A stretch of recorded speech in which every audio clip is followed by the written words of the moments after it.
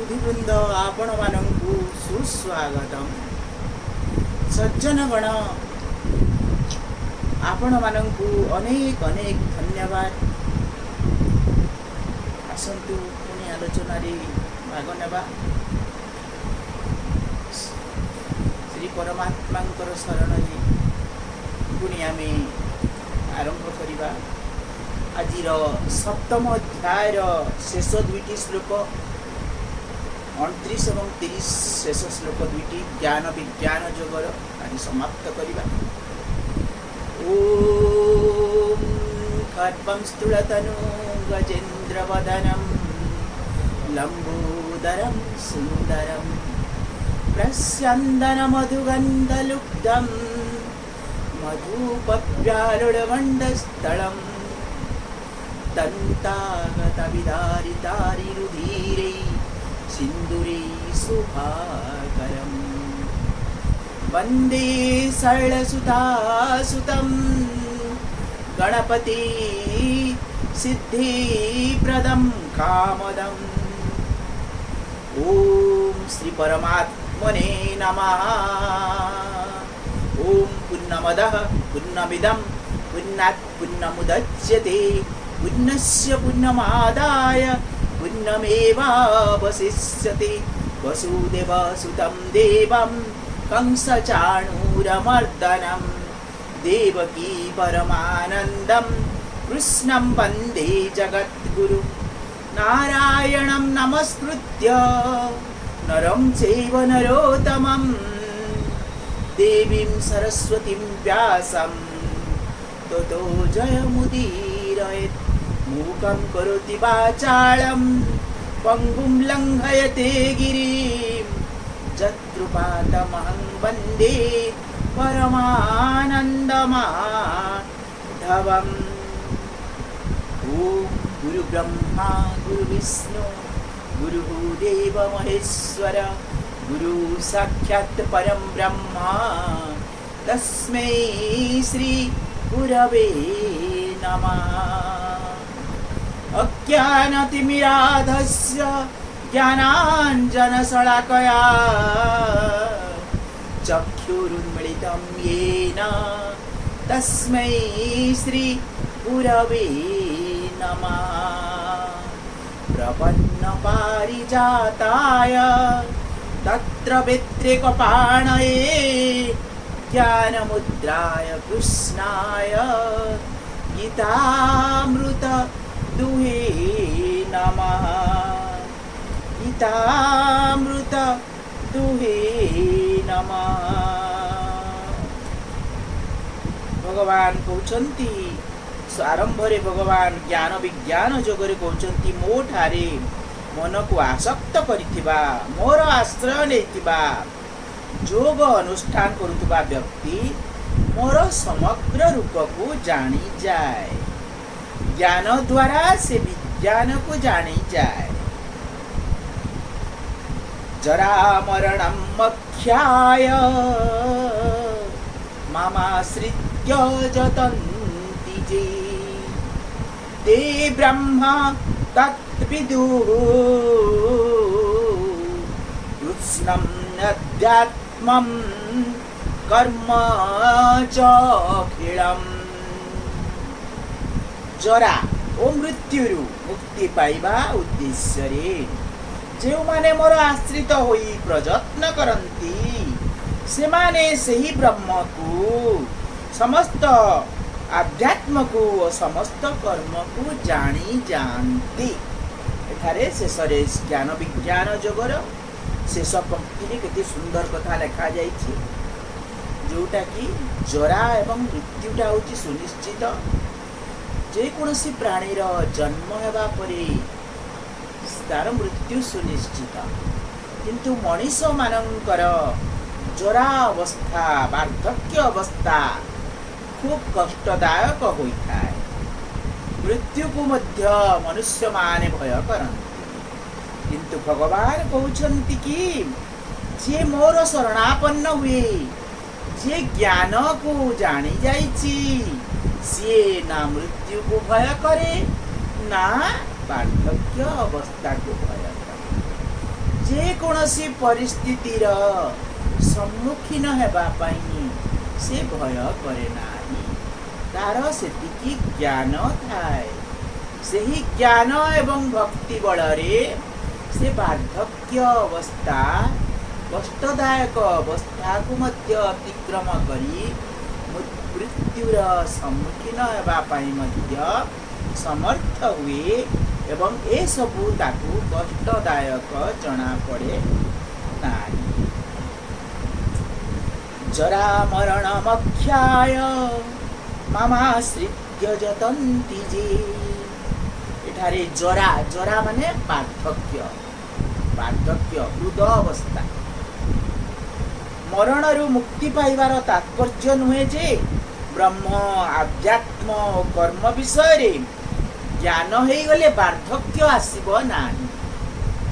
ଆମେ ଯଦି ଗୀତା ଭାଗବତ ପଢ଼ିଦେବା ତାହେଲେ ବୃଦ୍ଧ ହେବା ନାହିଁ, ବାର୍ଦ୍ଧକ୍ୟ କଷ୍ଟ ହେବ ନାହିଁ। ଏଇଭଳିଆ ଭାବନାଟା ଭୁଲ। ଯେକୌଣସି ମନୁଷ୍ୟ ଜନ୍ମ ହେଇଛି ମାନେ ତାର ଯେତିକି ଆୟୁଷ ଅଛି ସେ ସେତିକି ବଞ୍ଚିବ ଏବଂ ସେତିକିରେ ତାର ଯେତିକିଟି ଅବସ୍ଥା ଅଛି ସେ ଅବସ୍ଥା ଗୁଡ଼ିକ ସେ ଭୋଗ କରିବ। ତେଣୁକରି ବାର୍ଦ୍ଧକ୍ୟ ଅବସ୍ଥା ବି ଆସିବ ଏବଂ ଶରୀର ବି ନଷ୍ଟ ହେବ। ଏହାକୁ ଭଗବାନ ବଞ୍ଚାଇ ପାରିବେ ନାହିଁ। କେବଳ ଆତ୍ମା ହିଁ ଅମର। ସେ ଆତ୍ମା ଯୋଉଟା ପରମାତ୍ମାରେ ଲୀନ ହେଇଯିବ। ତେଣୁ ବାର୍ଦ୍ଧକ୍ୟ ଅବସ୍ଥା ଏବଂ ମୃତ୍ୟୁ ଅବସ୍ଥା ଆସିବା ସୁନିଶ୍ଚିତ। ଏ ଦୁଇ ଅବସ୍ଥା ଆସିଲେ ବି ତାହା ସେହି ବ୍ୟକ୍ତିକୁ ଦୁଃଖୀ କରିପାରେ ନାହିଁ, କାରଣ ତାର ଜ୍ଞାନ ସେତିକି ହୋଇଯାଇଥାଏ। କେଉଁ ଅବସ୍ଥାରେ କିଭଳି ଶକ୍ତି ଦରକାର, କ'ଣ ହେବ, ସେଭଳିଆ ଜ୍ଞାନ ତାର ହେଇଯାଇଥାଏ। ତେଣୁ ସେଗୁଡ଼ିକ ସମ୍ମୁଖୀନ କରିବା ପାଇଁ ଶକ୍ତି ମଧ୍ୟ ଭଗବାନ ଦେଇଥାନ୍ତି। ଯେତେବେଳେ ମନୁଷ୍ୟର ଅହଂଭାବ ମମତାରୁ ମୁକ୍ତ ହୋଇଯିବ ସେତେବେଳେ ସେ ଜରା ମରଣ ଆଦିରୁ ମଧ୍ୟ ମୁକ୍ତ ହେଇଯିବ। ଅହଂଭାବ ମାନେ ମୋର ଶରୀରଟା, ସବୁବେଳେ ଶରୀର ପ୍ରତି ଯେଉଁ ଆସକ୍ତିଟା ଥାଏ ସେ ଆସକ୍ତିଟାକୁ, ଅହଂଭାବଟାକୁ ଏବଂ ଆଟାଚମେଣ୍ଟ ମମତାଟାକୁ ଯଦି ଆମେ ଛଡ଼େଇ ଦେଇପାରିବା ତାହେଲେ କ'ଣ ହେବ, ଆମକୁ ଆଉ ଜରା ବାର୍ଦ୍ଧକ୍ୟ କିମ୍ବା ବାର୍ଦ୍ଧକ୍ୟ କଷ୍ଟଜନିତ ଦୁଃଖ ହେବ ନାହିଁ କି ମୃତ୍ୟୁଜନିତ ଦୁଃଖ ହେବ ନାହିଁ। ପ୍ରକୃତରେ ଶରୀର ସହିତ ଆଦୌ ସମ୍ବନ୍ଧ ନାହିଁ ବୋଲି ସମୀକ୍ଷା କଲେ ସମ୍ବନ୍ଧ ବିଚ୍ଛିନ୍ନ ହୋଇଯାଏ। ଏ ଶରୀରଟା ତ ମୋର ନୁହେଁ, ଭଗବାନ ଦେଇଛନ୍ତି ଜନ୍ମ, ଯାହା ହେବ ହେବ, ଶରୀରର ହେବ। ସେଥିପାଇଁ ମୁଁ କ'ଣ ପାଇଁ ଚିନ୍ତା କରିବି? ମୁଁ ଭଗବାନଙ୍କର ଆଶ୍ରାରେ ଅଛି। ମୋର ମନ ସବୁବେଳେ ମୁଁ ଆନନ୍ଦରେ ରଖିବି। ଯେତେ ଯାହା ହଉ, ଶରୀରର ଯାହା ହଉ, କିନ୍ତୁ ମୁଁ ମନକୁ ସବୁବେଳେ ଆନନ୍ଦରେ ରଖିବି। ସଚିତ୍ ଆନନ୍ଦ, ସଚିଦାନନ୍ଦ ଭଗବାନଙ୍କ ଠାରେ ଶରଣ ପଶିଛି ମୁଁ ଯେହେତୁ, ତେଣୁ ମୁଁ ଆନନ୍ଦରେ ରହିବି। ମୁଁ କ'ଣ ପାଇଁ ଶରୀରଟାକୁ ନେଇକି କ'ଣ ପାଇଁ ଚିନ୍ତା କରିବି? ଏଇଭଳିଆ ଯଦି ଆମେ କ'ଣ ହେବ, ମନୁଷ୍ୟ ଯଦି ଜରା ମରଣ ଆଦିରୁ ଅହଂଭାବଟା ଯଦି ତୁଟେଇ ଦେବ, ମମତା ଯେଉଁଟା ଆଟାଚମେଣ୍ଟଟା ଯଦି ତୁଟେଇ ଦେଇପାରିବ, ତାହେଲେ ତାକୁ ଆଉ ମାନସିକ କଷ୍ଟ ହେବ ନା। ଭଗବାନଙ୍କ ଆଶ୍ରୟ ନେବା ଦ୍ୱାରା ସାଧକର କ୍ରିୟା ଓ ପଦାର୍ଥ ଠାରୁ ସମ୍ପର୍କ ଛିନ୍ନ ହେଲେ ସେ ଆଧ୍ୟାତ୍ମ ତତ୍ତ୍ୱକୁ ଅର୍ଥାତ୍ ନିଜ ସ୍ୱରୂପକୁ ଜାଣିଯାଏ। ନିଜ ସ୍ୱରୂପକୁ ଜାଣିଯାଏ ମାନେ ମନୁଷ୍ୟର ସ୍ୱରୂପ କ'ଣ, ପ୍ରାଣୀର ସ୍ୱରୂପ କ'ଣ? ଏ ତିନି ଲୋକରେ 14 ଭୁବନରେ ଯେତେ ସ୍ଥାବର ଜଙ୍ଗମ ପ୍ରାଣୀ ଅଛନ୍ତି ସେ ସମସ୍ତଙ୍କର ସ୍ୱରୂପ ଶୁଦ୍ଧ ନିର୍ମଳ ପ୍ରକୃତି ସହିତ ସମ୍ବନ୍ଧ ବୋଲି ଯଦି ମନେ କରିଦିଏ ତାହେଲେ ମନୁଷ୍ୟର ଜ୍ଞାନ ମାର୍ଗ ଫିଟିଯାଏ। ତାକୁ ଆଉ ଦୁଃଖଟା ଦୁଃଖ ଭଳିଆ ବି ଲାଗେ ନା। ଦୁଃଖଟାକୁ ସେ ସୁଖରେ ରୂପାନ୍ତରିତ କରିବାର ଶକ୍ତି ମନୁଷ୍ୟର ଅଛି। ଜ୍ଞାନ ଯଦି ହେଇଗଲା ତାହେଲେ ସିଏ ବିଜ୍ଞାନ ବଳରେ ନିଜକୁ ସବୁ ଦୁଃଖ କଷ୍ଟରୁ ଦୂରରେ ରଖିପାରିବ। ସାଧିଭୂତାଧିଦୈବଂ ମାଂ ସାଧିଯଜ୍ଞଂ ଚ ଯେ ବିଦୁଃ प्रयाण काले अपि च मां ते विदुः युक्तचेतसः। जो माने अधिभूत अधिदैव अधियज्ञ सह मते जानती से युक्तचित्त मनुष्य अंत काल मते ही जानती अर्थात प्राप्त हुआ। भगवान तीनिटा रूप है अधिभूत अधिदैव अधियज्ञ। युड़ा जी जानी जे गला भगवान ताहले सी भगवान को तो पाई तार वार्धक्य अवस्था मृत्यु काल शेष अवस्था से भगवान को पाई निश्चित भाव में पाई शेष अवस्था। तेणु वार्धक्य अवस्था को डरवा नहीं, मृत्यु को भी भय करिवार कौनसी कारण ना। कारण आमे जन्म हैला बेले कौन जानी जन्म हेबो बोली, तो मृत्यु हैला बेले आमे कौन पाई डरिबा। वार्धक्य अवस्थाटा हो गले कौन पाई डरिबा। छोट छुआ तो थिलु एते बड़ हो जाइलु, छोट छुआ तो कौन कौन कांदुथुलु, ये भलिया परिस्थिति रे आमे आसीचु, तो आमे वार्धक्य को कौन पाई डरिबा। ये शरीरटा को नेकी आमे डरिबा काहे की। तम गुण प्रधान भौतिक स्थूल सृष्टिर नाम अधिभूत। जेते सब भौतिक सृष्टि अच्छी तार स्वतंत्र सत्ता ना। अधिभूत भगवान होचंती अधिभूत माने कौनसी शरीरर कौनसी सत्यता नहीं। क्षणभंगुर संसार, ये संसारटा चिरस्थायी नुहे, कौनसी जिनिसटा चिरस्थायी नुहे। तेणु ये सबको लेकिन आमे कौन पाई दुख करिबा। कौनसी जिनिसटा चिरस्थायी नुहे। कौनसी जिनिस आमे माँ बापा आमर थिले माँ बापा को हरैलु, शाशु शशुर थिले शाशु शशुर को हरैलु। तेणु अनेक लोक आम संपर्क रे थिले से माने वर्तमान नाहांती। तेणु एटा चिराचरित पद्धति रे संसारटा चलीछि।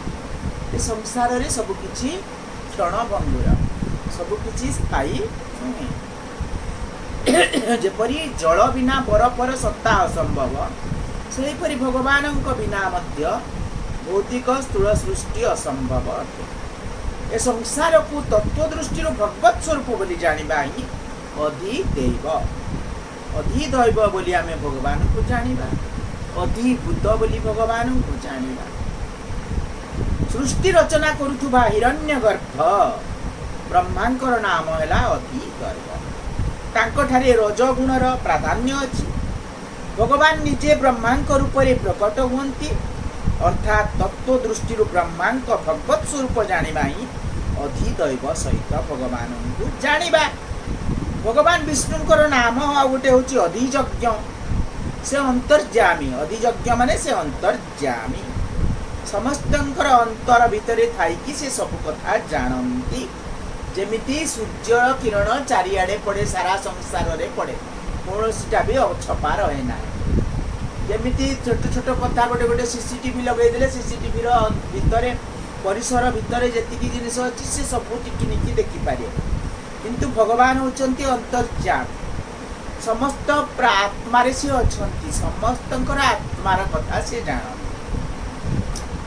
भूत भविष्यत वर्तमान तीन कालर अधिदेवता भगवान से सबू जानी था।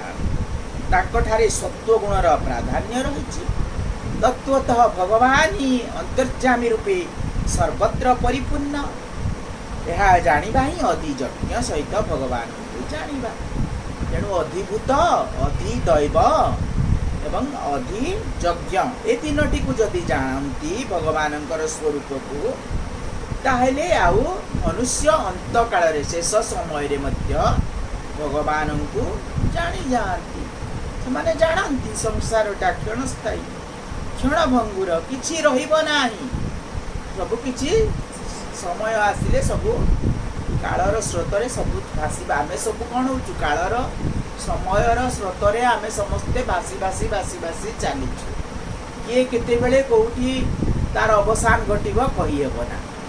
केउठी का आमे समस्ते भासी भासी चलीचु स्रोतरे। किए केते बेले को कूलरे लटकी जीव, को कूलरे तार अवसान घटिब जानी हेउ ना। तेणु ए कालर कराल गर्भरे केते बेले जी किए लीन होई जीव किछि जानी हुए। तेणुक भगवान केवल जानती। तेणु भगवान को आम अधिभूत अधिदैव अधियज्ञ बोली जाणीजा ताहले आम कौन करवा आउ शेष समय आम भगवान आशीर्वाद पाइबा।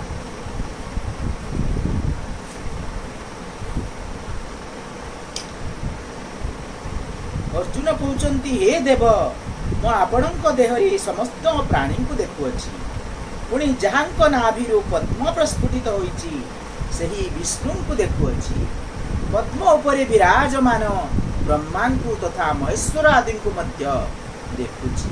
अतएव भगवान श्री कृष्ण ही तत्वतः अधिभूत अधिदैव और अधियज्ञ श्रीकृष्ण ही समग्र भगवान। तेणु प्राणायाम काले अपि जव माम ते विदुः युक्त चेतसः जो माने सांसारिक भोग और वस्तु संग्रहर प्राप्ति अप्राप्ति रे समरहंती जो माने संसार रु सर्वथा निवृत्त होई भगवान ठारे युक्त होइछंती सेही माने युक्त चेता। कारण ए संसार रे जहाँ कर्तव्य थिला मु सारी देली जहाँ कर्म थिला सारी देली आउ कोनोसी पाई मध्य व्यतिव्यस्त हेबा उचित।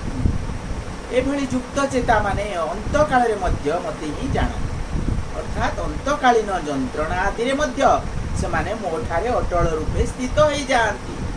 सेमानंकर स्थिति एपरी दृढ़ हो जाए जे स्थूल सूक्ष्म शरीर रे जेते अस्थिरता हेले मध्य से माने कदापि तिले मात्र विचलित हुअंती नाही। तेणु अंतिम समय रे मनुष्यर आ कोनोसी कर्तव्य कर्म किछि न था। परिवार प्रति कर्तव्य कर्म परिवार प्रति जो अटैचमेंट को संपूर्ण रूपे छाड़ी देबा उचित। संलग्न संसार संलग्न को संपूर्ण रूपे छाड़ी देकी भगवानंकर पूरा शरणागत हो गले से ज्ञान बल विज्ञान पाई से विज्ञान बल आउ सूक्ष्म शरीर अस्थिरता लगे ना कि स्थूल शरीर अस्थिरता जना पड़।